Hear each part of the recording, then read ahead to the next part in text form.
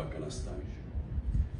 मेरे पाकिस्तानियों, आज कल जो प्रेशर और जो जुल्म तहरीक इंसाफ के ऊपर किया जा रहा है, तो इसकी तो खैर पाकिस्तान में तो कोई मिसाल नहीं है।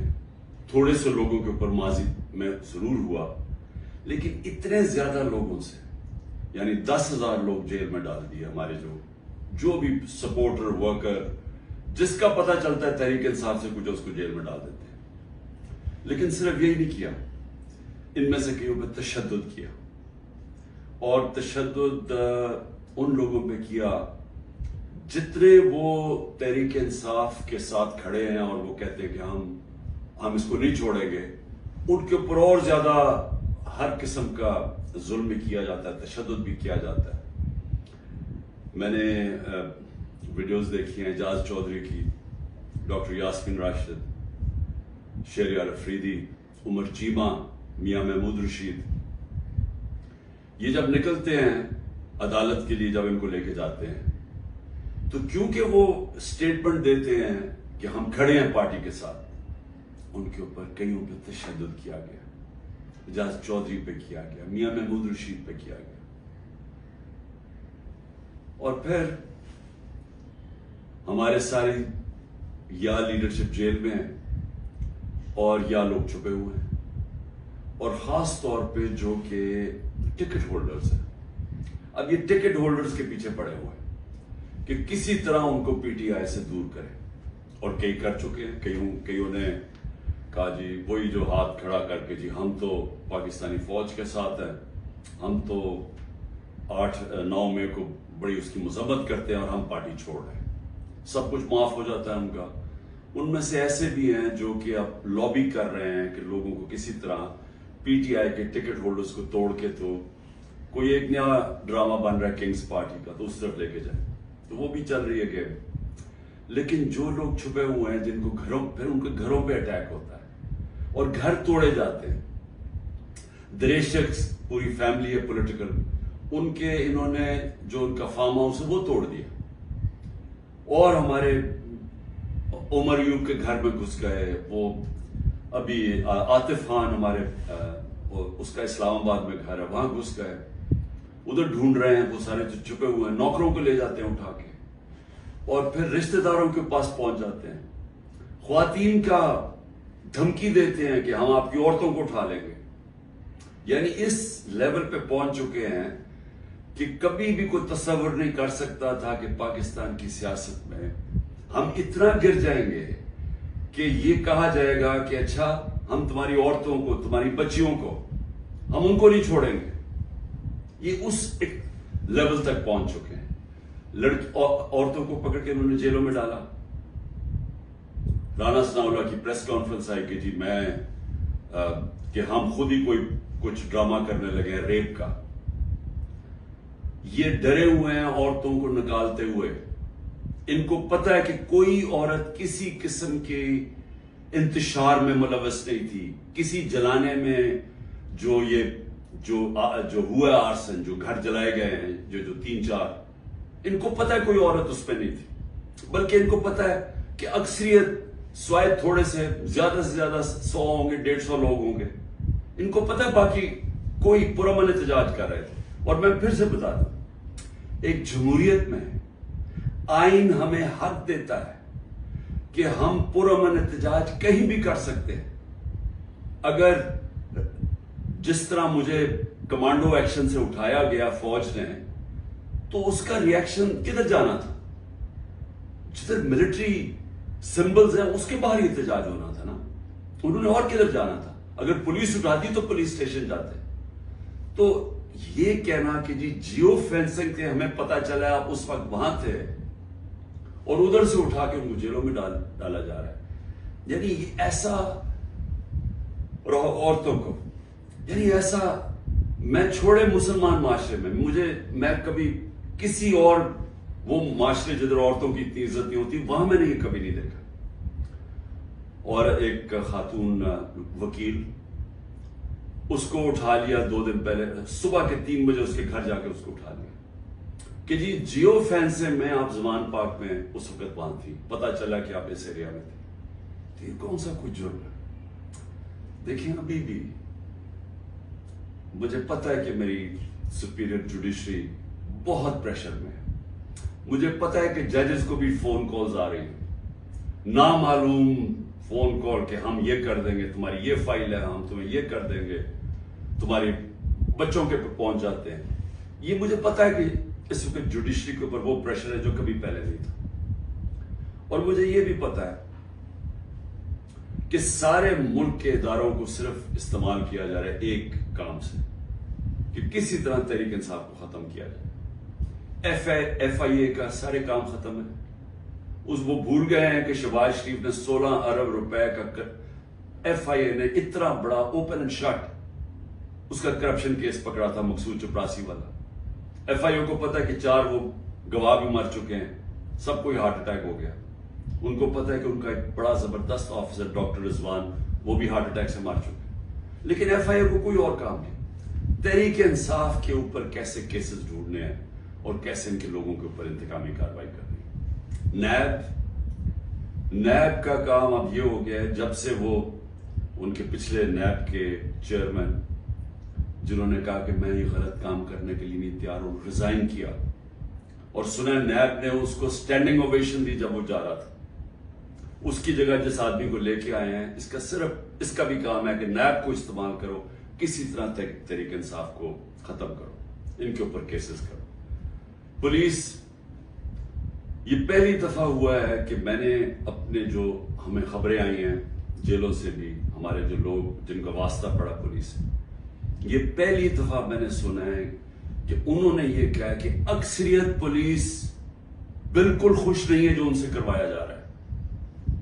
اکثریت، جو پولیس کی اکثریت ہے، وہ سمجھتے ہیں کہ بہت بڑا یہ ظلم کیا جا رہا ہے. اندر گلو بٹ انہوں نے گھسائے ہوئے ہیں اور پیچھے سے نامعلوم افراد کا پریشر آتا ہے، ان کی وجہ سے یہ کام کر رہے ہیں.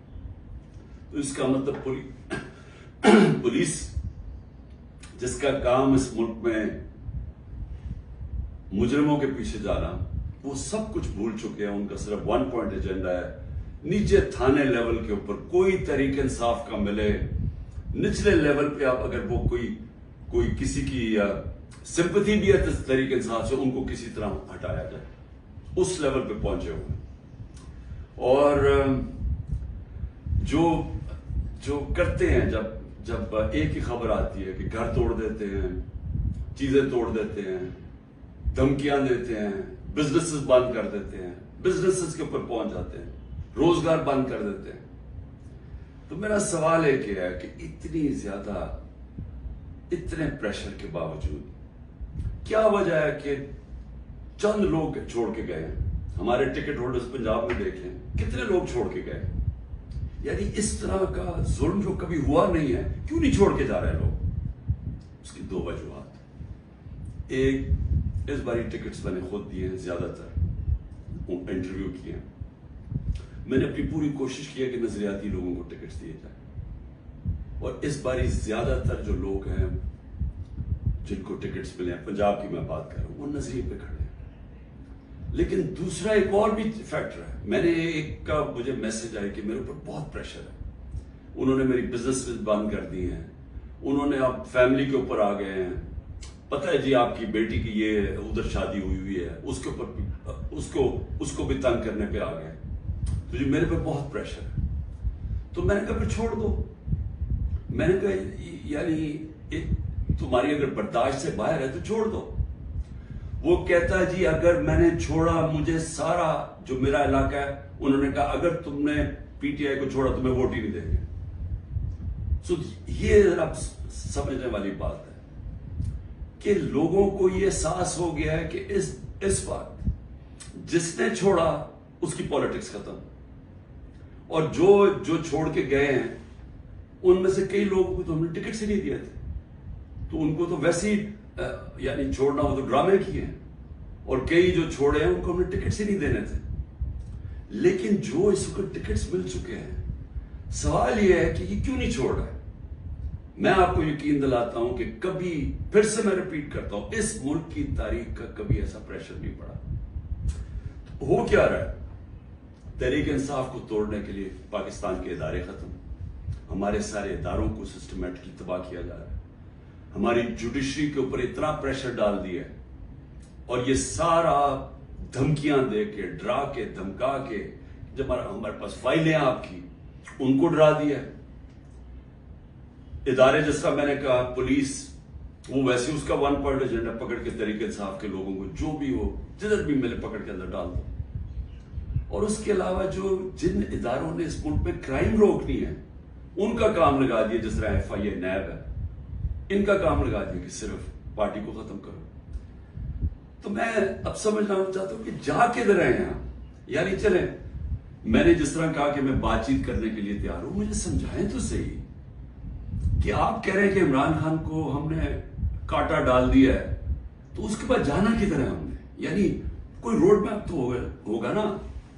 تو میں روڈ میپ ابھی تک جو سمجھ رہا ہوں وہ یہ ہے کہ ایک کنگز پارٹی تیار کر رہے ہیں کہ یہ جو تحریک انصاف کے جو بھی لوگ نکلیں گے ان کو اس پارٹی میں ڈال دیں گے, اور پھر یہ سیٹیں بڑھ جائیں گی نون لیگ, پیپلز پارٹی, کیونکہ نون لیگ کا تو ان کو پتا کہ گھوڑا بیٹھنے والا ہے, وہ جلسے کرتے ہیں, وہ لوگ ہی نہیں آتے. پبلک کی ان کو سمجھ آ گئی ہے کہ پبلک نون لیگ, کیونکہ نون لیگ جڑی ہوئی ہے یہ سارے ظلم کے ساتھ, وہ ان کو نقصان, ایک تو اس کا نقصان ہو رہا ہے, دوسرا معاشی طور پہ بیٹھ کے ملک جو روپیہ ہے, جو جس طرح ہر روز روپیہ گر رہا ہے, تو ملک تباہی کی طرف جا رہا ہے. جو مہنگائی بڑھتی جا رہی ہے, تو مہنگائی تو ہر اب انسان کو گھر میں افیکٹ کر رہی ہے, مڈل کلاس کو, ہر تنخواہ دار کو افیکٹ کر رہی ہے مہنگائی. تو ان کو تو پتہ ہے کہ انہوں نے نہ نون لیگ نے کوئی سارے ملک میں گورنمنٹ بنانی ہے, تو نہ بنانی ہے پیپلز پارٹی نے, چھوٹی پارٹیز رہ گئی. تو انہوں نے ایک کنگز پارٹی کا مل ملا کے کوئی ایک یہ لوگوں کا اکٹھا کر کے کولیشن سی بنانی ہے. میرا سوال یہ ہے کہ کیا اس طرح کی کولیشن پاکستان کو اس مشکل وقت سے نکال سکتی ہے؟ میں جب سے گورنمنٹ سے نکلا ہوں, میں ایک بات کہہ رہا ہوں کہ جب تک ہمارے ملک میں ایک مضبوط گورنمنٹ, اور مضبوط گورنمنٹ کیا ہوتی ہے, یہ نہیں کہ اسٹیبلشمنٹ اس کے پیچھے کھڑی ہے, یہ مضبوط گورنمنٹ نہیں ہوتی. مضبوط گورنمنٹ وہ ہوتی ہے جس کے پیچھے عوام کھڑی ہوتی ہے, جو عوام جس کے اوپر اعتماد کرتی ہے. یہ لوگوں کو اکٹھا کر کے اور اسٹیبلشمنٹ پیچھے کھڑی ہو جائے, اور کسی کا خیال ہے کہ جو آج پاکستان کو مسئلے مسائل آ گئے ہم اس میں سے نکل جائیں گے, کوئی اس خوش فہمی میں نہ رہے, کیونکہ یہ صرف ایک پبلک مینڈیٹ سے جو گورنمنٹ آئے گی وہ بڑے فیصلے کرے گی, وہ اس ملک میں اصلاحات کرے گی, وہ اس ملک میں قانون کی حکمرانی قائم کرے گی. اس کے بغیر پاکستان سروائیو ہی نہیں کرتا. یہ میرے سے سن لیں, یہ ملک بچے گا ہی نہیں اگر ہم نے اس ملک میں رول آف لا, قانون کی حکمرانی نہ قائم کی. یہ جو جنگل کا قانون ہے یہ ملک کو تباہ کر رہا ہے. کوئی اس وقت لوگوں کی امید ختم ہو گئی ہے پاکستان سے, لوگ چھوڑ کے جا رہے ہیں. جو پروفیشنلز ہیں, جو سب سے بڑا اساس ہے ملک کا, جو آپ کے پڑھے لکھے لوگ ہیں, جو کہ اسپیشلسٹ ہیں, جس طرح میں نے آپ کو کہا 10% شوکت خانم کے کنسلٹنٹ چھوڑ کے جا رہے ہیں. 10% مشکل سے ملتا ہے کینسر کے اسپیشلسٹ. ان کو پتا وہ دنیا میں کہیں بھی چلے جائیں ان کے 2 یا 3 گنا زیادہ سیلری مل جائے گی ان کو باہر, کیونکہ ڈیمانڈ ہے دنیا میں. تو اس طرح ہر پروفیشنل جس کی دنیا میں ڈیمانڈ ہے وہ سوچ رہا ہے چھوڑ کے جانے کا, کیونکہ اس کو امید ہی نہیں نظر آ رہی. لوگ مشکل وقت برداشت کر لیتے ہیں اگر آگے ان کو امید ہو. لوگ مشکل وقت برداشت کر رہے تھے, کرونا کے بعد ایک مشکل وقت آیا ہوا تھا, لیکن لوگوں کو نظر آ رہا تھا کہ ٹھیک ہے حالات بہتر ہو رہے ہیں, معیشت اوپر جا رہی ہے, ادارے فنکشن کرنے شروع کر دیے ہیں, کوئی انٹرفیرنس نہیں ہے. عمران خان نے کبھی کسی جوڈیشری کے اندر انٹرفیئر نہیں کیا, نیب کو اس نے نہیں کہا کہ فلانے آدمی کے اوپر کاروائی کرو, کسی ایف آئی اے کو. میرا جو میں نے ثناء اللہ ہے وہ آئی جی, میرے خیال میں ابھی پتہ نہیں کدھر پوسٹڈ ہیں, آئی جی تھے. ایک دفعہ کہو کہ میں نے کبھی کسی کے خلاف انتقامی کاروائی کا کہا ہے. ہمارے سارے 95% کیسز پرانے تھے. یہ بولتے ہیں نون لیگ والے کہ جی اب ہم نے بھی بڑا سفر کیا, اب آپ کریں. آپ کے 95% آپ کے اپنے دور میں بنائے گئے تھے کیسز. اسحاق ڈار آپ کے دور میں بھاگا تھا, نواز شریف کے بیٹے آپ کے دور میں بھاگے تھے, نواز شریف کی کنوکشن پینما میں آپ کے دور میں ہوئی تھی، مریم کی اور نواز شریف کی. تو یہ ہمیں نہ کہیں، یہ سارے کیسز پرانے آ رہے تھے. آپ میرے سے این آر او مانگ رہے تھے، آپ میرے سے یہ کہہ رہے تھے کہ ہم نے چوری کیا، ہم کوئی خاص مخلوق کے الگ، ہمیں معاف کر دیں. ہم نے صرف ہمارے دور میں شہباز شریف کے کیس بنا تھا، مقصود چپڑاسی والا 16 ارب اور 8 ارب جو اس نے منی لانڈرنگ کی تھی کہ باہر سے پاپڑ والا اور ان کے نام پہ اور چینی والا کے نام پہ انہوں نے فراڈنٹ پیسے بلوائے تھے. اس کے علاوہ ہمارے کوئی کیس نہیں تھے. ہم آن گوئنگ کیسز تھے اور ہم نے کبھی کسی سے ظلم نہیں کیا. ہم نے کبھی عورتوں کو نہیں اٹھایا. ہم نے کبھی گھروں کے اندر نہیں گھس کے دروازے توڑ کے اور ساری گھر تباہ کیا. ہم نے کبھی لوگوں کو، کارکنوں کو اس طرح کے جیلوں میں نہیں ڈالا، کسی پر تشدد نہیں کیا. پوچھیں کسی سے، ایک آدمی بتایا کہ ہم نے تشدد کیا. مریم نے جا کے اٹیک کر دیا نیب آفس کو، پتھر مارے انہوں نے. بتائیں کتنے لوگوں کو اپنے اینٹی ٹیررزم کورٹ میں پکڑا. یہ کیا مریم کے اوپر کوئی کیس ہوئے؟ تو یہ ہمیں نہ کہو کہ جناب آپ کے اوپر یہ گزری. یہ کبھی کسی پارٹی کی تاریخ میں پاکستان میں نہیں گزری. یہ پارٹی کو کبھی ختم کرنے کی کوشش ہے، جو پوری طرح سارے اسٹیٹ کے ادارے لگے ہوئے ہیں اس پارٹی کو ختم کرنے کے لیے. لیکن پارٹی ایسے ختم نہیں ہوتی، کیونکہ پارٹی لوگوں کے دلوں میں چلی جاتی ہے. اس کا آپ کچھ کر ہی نہیں سکتے. جو مرضی آپ کریں گے، لوگوں کے جب فیصلہ کر لیتی ہے عوام، تو یہ جو ٹکٹ ہولڈرز ہیں ہمارے سارے، ان سے پوچھیں، جب ان سے انٹرویو کریں، جب آپ ان کو تنگ کر رہے ہیں تو پوچھیں تو صحیح کہ اتنا آپ کے اوپر پریشر ہے، کیوں نہیں چھوڑ رہے. ان میں سے کہیں گے کہ ہم نظریاتی طور پہ اس کے ساتھ ہیں، ہم کسی اور پارٹی پہ نہیں جائیں گے. ساتھ یہ بھی آپ کو کہیں گے کہ ہمیں کوئی ہمارے حلقے میں ووٹ نہیں ڈالے گا، ہماری سیاست ختم ہو جائے گی. ابھی جو پہلے ہوا تھا 16 جولائی کو جو بائی الیکشنز ہوئے تھے، وہ لوٹے سب اڑ گئے تھے، لوگوں نے ان کے خلاف ووٹ دی تھی. اور اب اس سے بھی زیادہ برے حالات ہیں، کیونکہ لوگوں کو غصہ ہے جو ہو رہا ہے. اس وقت عوام غصے میں ہے، لیکن گھبرائی ہوئی ہے، کیونکہ کبھی اس طرح کا کریک ڈاؤن دیکھا ہی نہیں ہے. تو میرا آخر میں اپنی عوام کو پیغام ہے، کیونکہ مجھے پتا ہے بڑا مشکل ہے اور آپ گھبرائے ہوئے ہیں، آپ میں خوف پیدا کیا گیا. یہ جو باہر نکل کے کوئی تحریک انصاف کا نام سنتا اس کو جیل میں ڈال دیتے. لیکن بھئی آپ اپنی قوم سے یہ کہتے ہیں کہ میں آپ کے سامنے بیٹھا ہوں. اگر کسی کو سب سے زیادہ خطرہ ہے وہ مجھے خطرہ ہے، جان کو تو میری خطرہ ہے. انہوں نے یہ کیا، دو میرے اوپر اٹیک، قتل کرنے کے واردات ہو چکی ہیں. مجھے پوری طرح پتا ہے کہ ایک دفعہ یہ اور کریں گے، کیونکہ ان کو ڈر یہ ہے کہ جیل میں بھی عمران خان بڑا مشکل رہے گا ان کے لیے. تو ایک اور حملہ ہوگا، میں تیار ہوں. انہوں نے میری جو کرنل عاصم میری سیکیورٹی کے ہیڈ تھے اس کو اغوا کر لیا، وہ غائب ہو گئے. جس نے میری سیکیورٹی کا دھیان رکھ رہے تھے وہ 3-4 دن سے وہ غائب ہے، اس کو بھی اٹھا لیا. جو گاڑیاں تھی میری سیکیورٹی کی، وہ گاڑیوں کو انہوں نے اندر امپاؤنڈ کر دیا اور ان سے پوچھے عدالت تو کہتی جو ہمیں پتہ ہی نہیں کدھر گئی. تو سب سے زیادہ تو خطرہ مجھے ہے. کیا آپ کو لگ رہا ہے کہ میں پیچھے ہٹوں گا؟ میں کیوں نہیں پیچھے ہٹوں گا؟ کیونکہ میرے سامنے 2 راستے ہیں. ایک ہے یہ خوف کی فضا بنا کے ہمیں غلام بنا رہے ہیں. صرف مقصد یہ ہے کہ ہم بھیڑ بکریوں کی طرح یہ طاقت کی حکمرانی مان لیں. یہ سب نے کیا ہے. یہ فرعون یہ کرتا تھا، خوف اتنا پھیلا کے لوگوں کو غلام بنایا ہوا تھا. یہ یزید نے کیا تھا، کوفہ کے لوگوں کے اوپر اتنا اس کا خوف تھا اس کے ظلم کا کہ انہوں نے حضرت امام حسین کی مدد نہیں کی. اسلام کا سب سے بڑا جو تکلیف تھے ہر مسلمان کے لیے وہ واقعہ ثانیہ ہونے دیا. ہر دنیا کی تاریخ کا یزید یا ڈکٹیٹر وہ ہمیشہ خوف کے ذریعے لوگوں کو کنٹرول کرتا ہے، انسانوں کو کنٹرول کرتا ہے. اور دوسرا راستہ، ایک تو یہ راستہ ہے کہ میں بھی خوف زدہ ہو جاؤں اور میں ان کے ساتھ میں مان جاؤں، جی ٹھیک ہے سر یہ جو آپ چاہتے ہیں، ہم آپ کے غلام ہیں. میں نے تو کبھی کسی کی غلامی کی نہیں ہے. میں تو لا الہ الا اللہ میں ماننے والا آدمی ہوں جس نے مجھے آزاد کیا ہوا ہے. میں تو ایک آزاد انسان ہوں. میرے لیے تو غلامی سے بہتر موت ہے. میں آج اپنی قوم کو یہ کہنا چاہتا ہوں کہ دیکھیں اللہ نے جب آپ ہیں محمد مصطفیٰ محمد صلی اللہ علیہ وسلم کے امتی، جب انہوں نے آپ کو لا الہ الا اللہ کا کلمہ پڑھایا تھا تو انہوں نے آپ کو آزاد کیا تھا. کس چیز سے آزاد کیا تھا؟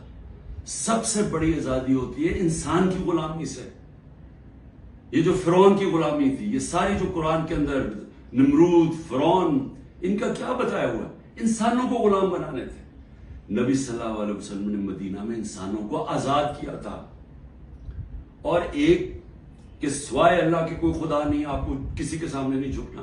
دوسرا، جو 3 سب سے بڑے خوف ہیں انسان میں، ان سے آزاد کیا تھا. اس سے اللہ نے آپ کو آزاد کیا ہوا ہے. موت، اللہ نے کہا یہ میرے ہاتھ میں. میں یہ جو 2 دفعہ بچا ہوں، یہ مجھے اللہ نے بچایا ہے، نہیں تو انہوں نے تو پوری تیاری کی ہوئی تھی مارنے کی.